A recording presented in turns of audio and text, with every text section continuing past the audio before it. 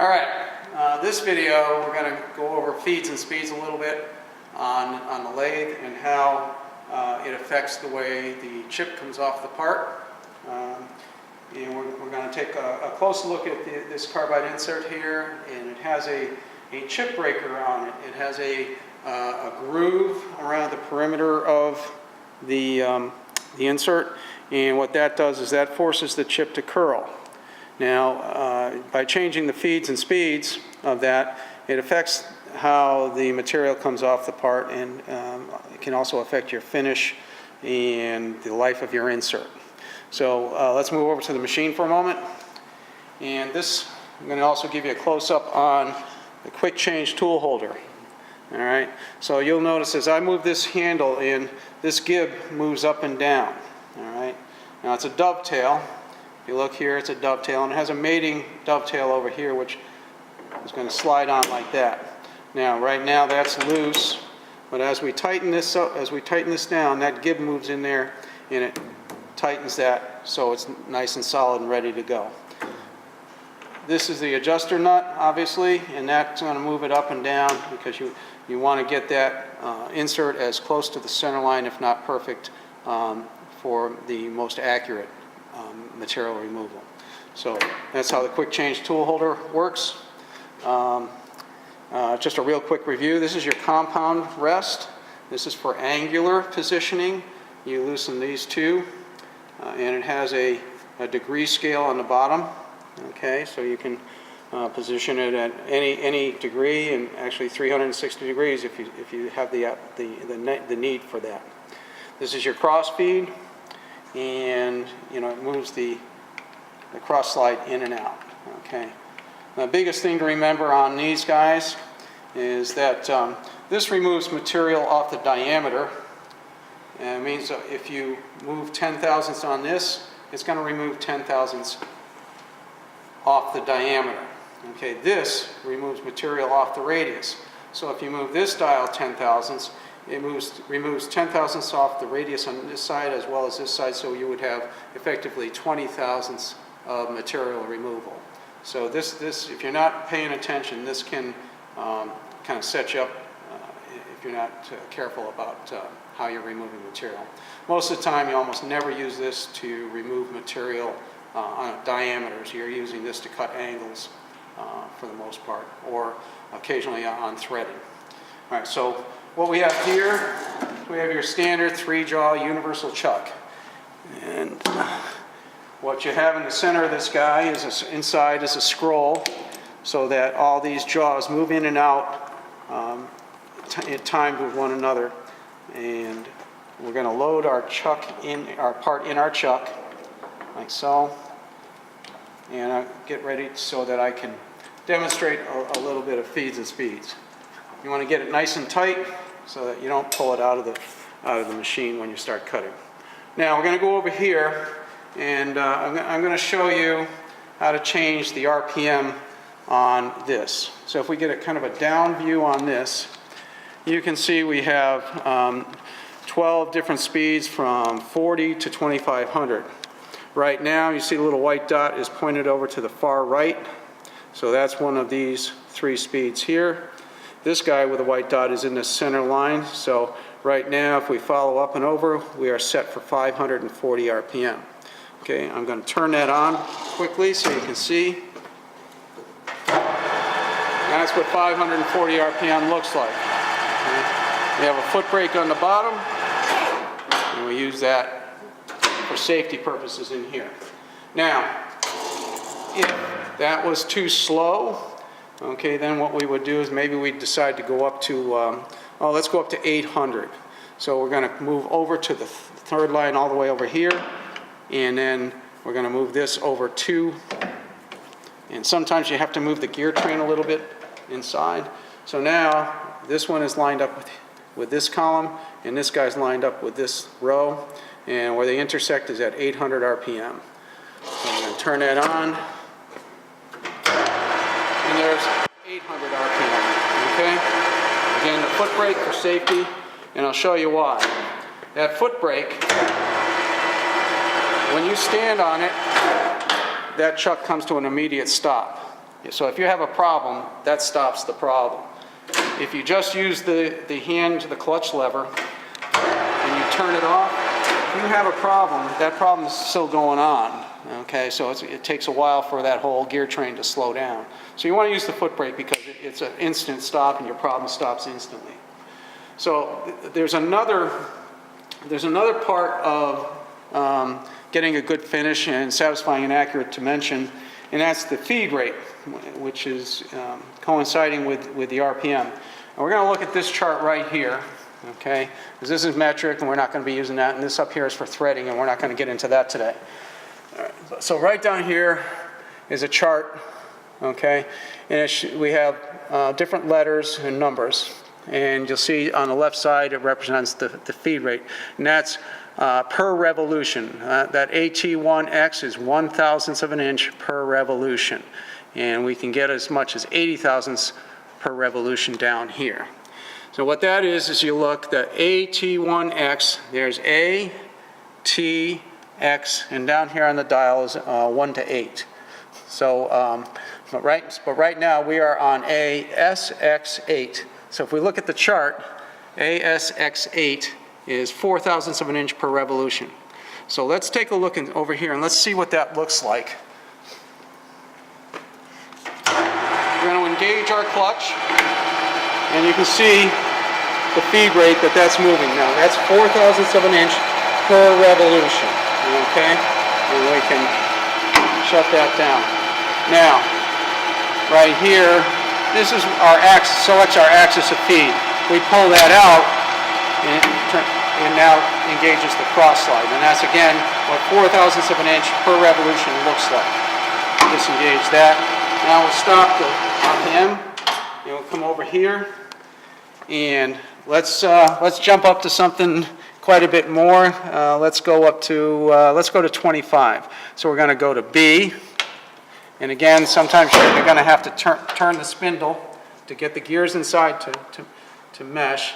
So that's 25, B, S, X, and we need to be on 1 here. So there we are.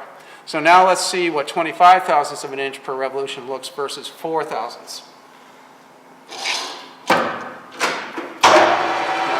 If you remember how quickly that was spinning before, now it's spinning quite a bit faster. And we can do the linear feed, longitudinal feed, however you want to refer to it. And again, that's moving quite a bit faster. Okay, so depending on the depth of cut, the material of cut, whether or not you have coolant and a host of other factors, the type of insert, whether the insert has a coating on it, you would move between different RPMs and different feed rates to try to generate the best material removal and for a good finish and an accurate dimension. So what I'm going to do is what we usually do in my class with the students is I give a quick demonstration on manually on how changing feeds affects how the material comes off the part. So let's start the spindle. And I'm going to come over here and I'm going to touch the face of the part myself. And I'm going to move in. I'm going to move in 15 or 20 thousandths. And I'm going to start feeding across. Now, you see how that chip is coming off there with a nice curl to it? And it's under control. Now, if I go with a much faster feed rate, see how that chip is coming off? It's breaking. That's actually a good chip removal. See how it's coming off? That's pretty good like that. If I come over here and I do another 25 thousandths, and I go even faster, see how that chip, you lose control? The chip doesn't, you're overpowering the chip control on the insert. So I have my students play around with different depths of cuts and different feed rates manually, and then I'll have them move over another 25 thousandths. Let's see. Have them move over another 25 thousandths.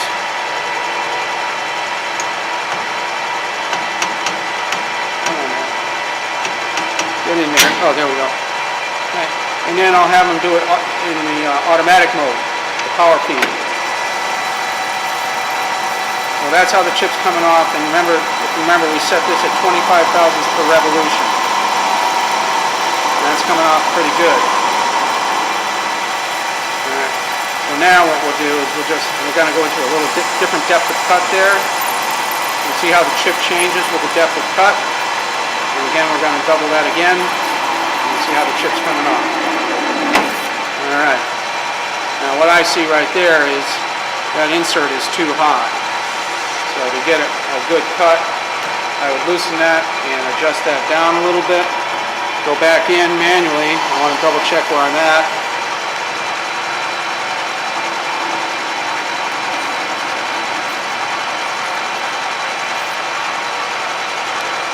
And that's good. That was right on center line.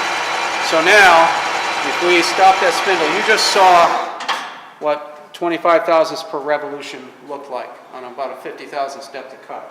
I'm going to come over here and I'm going to reset it to that original 4 thousandths. So we'll go back up here. 4 thousandths is AS8X. So I got to go over here to A. We're at SX. So now all we really need to do is get this back over to number 8, which it is right there. So that should be 4 thousandths of an inch per revolution. And I'm going to move this in another, we're going to move 50 thousandths. And we're going to engage our feed. We're going to see what a feed rate of approximately 1/6 of that looks like. That doesn't look right. Hang on a second. ASX8.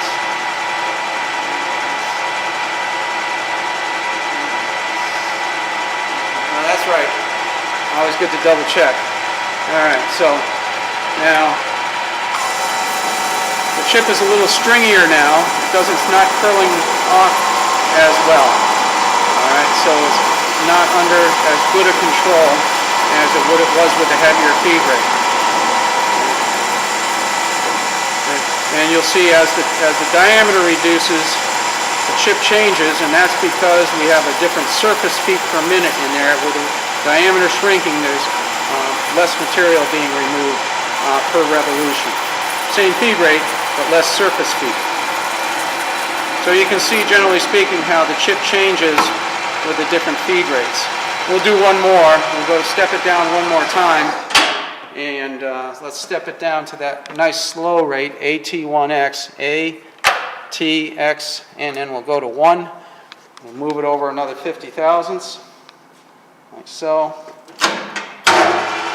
And we'll see what that looks like. With a much slower feed rate.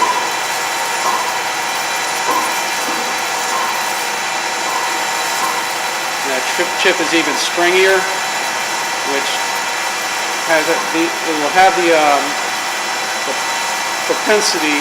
Sometimes it'll wrap around apart when it gets like this, and it'll start slinging chips at you, and you just don't have the control. You can do this with a much lighter depth of cut and get a real nice finish, but you don't have the good chip control. And that's probably far enough at this point. But you can see the difference. When we were at 50 thousandths, the chip was coming off and breaking the way it's supposed to. With only 1 thousandths per revolution, the chip is coming off very stringy and it's not under as much control. So that gives you a good idea of how the feed rate changes. So now what we can do, let's just do one more thing. We'll go back and let's drop this down to 370 RPM from 800, okay? And we'll just see how the different RPM affects it, okay? So we were at 800 RPM, 1/1000th of an inch per revolution, getting real stringy. See, that chip is a tighter curl now, okay? While it's still not ideal, it's much better than that stringy chip that we were getting off of there. Now maybe one other thing we could try here with a slower RPM is let's increase our feed rate from 1/1000th of an inch per revolution. Let's go back up to 4, which is the AS8X. So there. there's the S, A, and 8. So that's going to increase our feed rate by 4 times.